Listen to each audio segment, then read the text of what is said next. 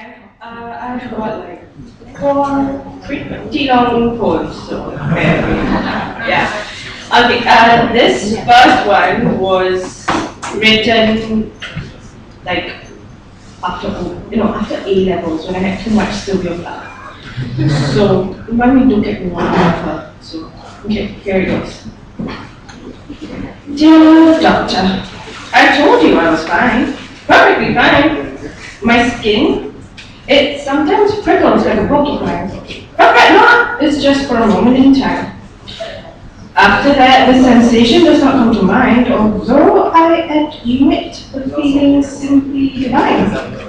Metamorphosis, you say, branding me like a sculptor would to his clay. But dear doctor, you've had your day, taking all my money that I never needed to pay, because you see your analysis of me is as dry as hay. Please, let me enlighten you in my splendid demeanor. You see, the children of the playground thought none like me could be meaner.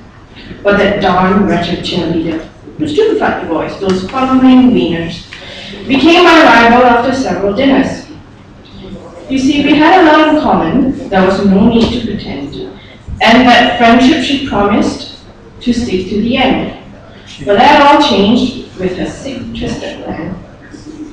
When she and he usurped me hand in hand.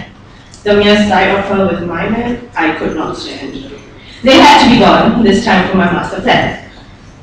Armed with snares and glares, I slowly descended into that wonderful realm which Alice had ventured. But of course I consented to the Red Queen's plan, somewhat demented. Yet for the joy that was to come, I was contented. I decided to drop by in proper attire to see if she'd help a friend who was about to expire. This situation was dire. But her love and kindness sure let me bring ire, since she was sincere in her hospitable desire. So not wanting her to get under my skin, I reached for that barbed wire, and that wire fulfilled the strength that was required. Clearly the evidence was a total bitch. Never did I once fathom I'd be digging a ditch. But just as I was done, there came one major hitch. My man's arrival, his lusty calls for that witch. Time for round two, this is gonna be a cinch. I tiptoed to him, my movements fox-like, and then I hit him with a pipe. But he slowly staggered, so I plunged in that pipe. Shit. Now his blood coats the walls, the colors an apple ripe.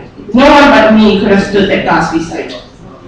So you see, dear doctor, you were never once right. No one but me could revel on love's delight. But do not think that I wish you right. You just need to see plain new light. That certificate of yours, do burn that in my plain sight.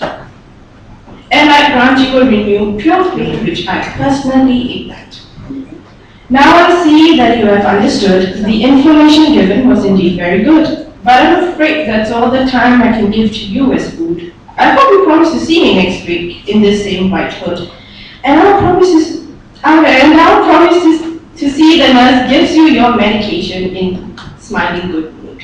Yeah, that's it.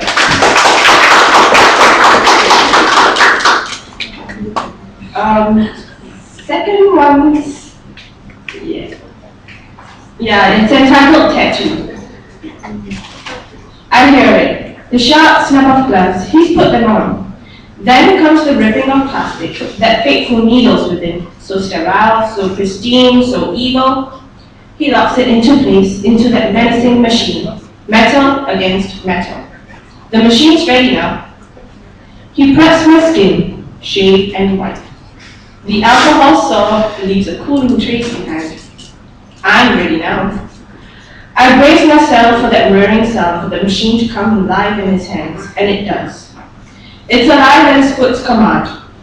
Pressed onto the pedal beneath, he is in control. I sense a shiver down my spine. I am in anticipation. The goosebumps arrive, they line my skin. They're sturdy soldiers. They persuade me, everything's gonna be okay, and I'm convinced, temporarily. The needle strikes, and I jerk. My heart races and speeds into overdrive. Oh God, is it over yet? Shh, just relax. Take a deep breath and talk to me. Is this your first time?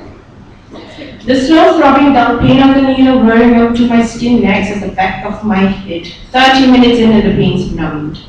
An odd calm settles over me. It's soothing, it's tranquil, it's satisfying. I could get used to this.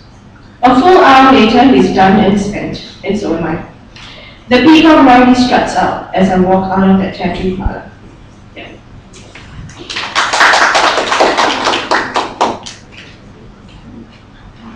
Okay. The third one, for poetry class, we had to do like reversioning of other people's work. So this is my version of my classmates' work. Yeah, it's called Masquerade. Hers wasn't Masquerade, I think it was something else. Yeah, Masquerade. You were adorned, these masks of paint, paint the picture you alone could displace. Displaced, you hid from the world like a spy, spy with a secret you could not divulge. Divulge you not your secrets at all you did was snigger, you fool. Fool as you are, as foolish as her secrets are yours in my parade. Tugging at your costumes so tightly, tight gowns, tight dresses, tight feathers. Feathers fell in cacophony. Cacophony aside, the stage does enter. Enter. The world is a pure chaste sterling eye that could not see through your masks. Masks they hid your bleeding eyes that teared from harshly inks, squid inks, they held your defense. Defense? I protest, this mask is done. Done by how tough beef you cook your stories, you acting book. Book you have your facades and routines that conceal the secrets you build. Build them high and build them tall as the horizon's end. End up this masquerading tent that I made with force, tear down. Down to the dungeons tomorrow reveals, these masks you grew dull and frail in October's rain. Rain that could not wash away dark hauntings grew thicker and darker and darker and darker. The mask takes hold.